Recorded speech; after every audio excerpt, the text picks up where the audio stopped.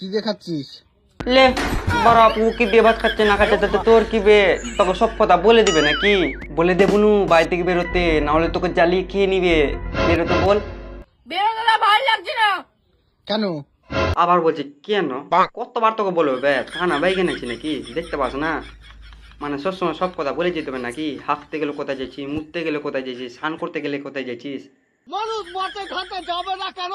হ্যাঁ দাদু, আমিও তো এটাই বলছি, সবসময় তার সব কথা বলা যায় না।